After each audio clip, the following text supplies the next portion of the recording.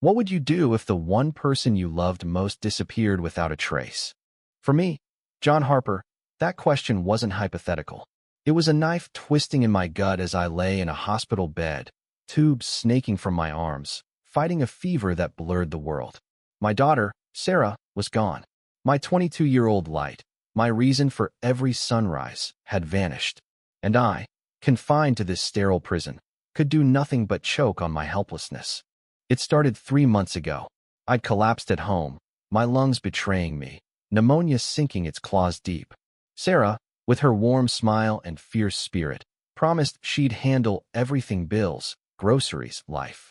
My daughter-in-law, Emily, was there too, quiet but steady, bringing me soup and updates when Sarah couldn't visit. I trusted them both. How could I not? Sarah was my heart, and Emily, married to my late son, was family, bound by grief and loyalty. But then Sarah stopped coming. At first, I thought it was her job, her nursing shift stretching long into the night. Emily said Sarah was overwhelmed, needed space. I believed her. I had no choice. My world was a haze of medication and monitors. But days turned to weeks, and Sarah's absence became a void. No calls, no texts, just silence. Emily stayed, her presence a quiet anchor, but her eyes held something I couldn't read: guilt, maybe, or fear. The hospital room became my cage. I'd lie awake, replaying Sarah's last visit.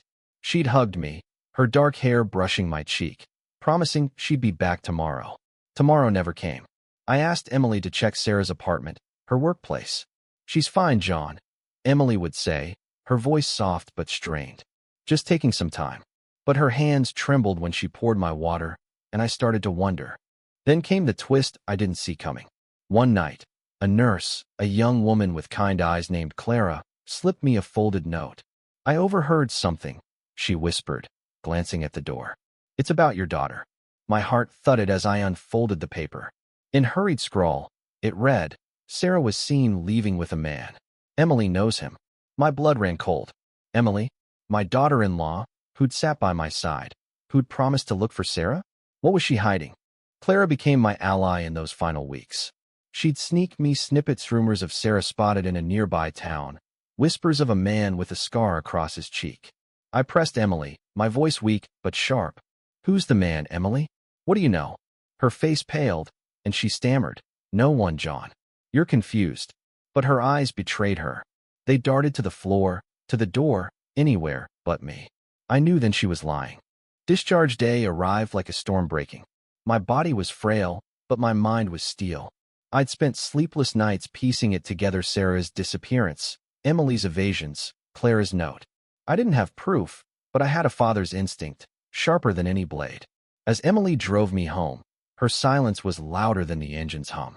I watched her, the woman I'd trusted, and saw a stranger. "Stop at Sarah's apartment," I said, my voice steady despite the tremor in my hands. She hesitated, her knuckles white on the wheel. "John, you need rest." "Now," I snapped. She complied, pulling into the lot of Sarah's small complex. The air was thick with tension as we stepped inside. The apartment was untouched, Sarah's jacket still on the couch, her coffee mug unwashed. But something was off. A man's coat hung by the door, one I didn't recognize. I turned to Emily, my voice low. "Who is he, Emily? Where's my daughter?" Her eyes filled with tears, but she didn't answer. Instead, she bolted for the door. I lunged, my weakened body screaming, and grabbed her arm. "Tell me," I warned.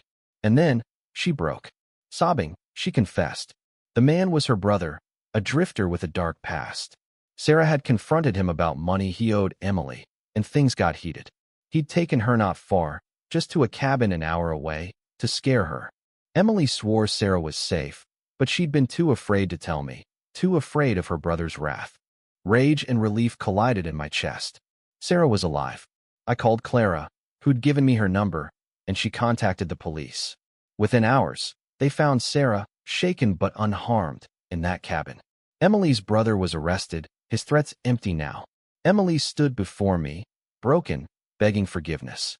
I wanted to hate her, but I saw my son in her tear-streaked face. She'd stayed when I was ill, torn between fear and loyalty. I didn't forgive her, not yet, but I didn't turn her away. Sarah ran to me when we reunited, her embrace stronger than my fading strength. "I'm sorry, Dad," she whispered. "I should have fought harder." I held her, my world whole again. Emily watched from a distance, an outsider now, her choices a shadow between us. I knew what to do, not just for Sarah, but for myself. I'd rebuild, with my daughter by my side, and find a way to heal the fractures Emily's silence had caused. Humanity is messy, I've learned. Love can blind you, and loyalty can twist into something unrecognizable. But a father's love? That's unbreakable, even when the world tries to tear it apart. Yindi.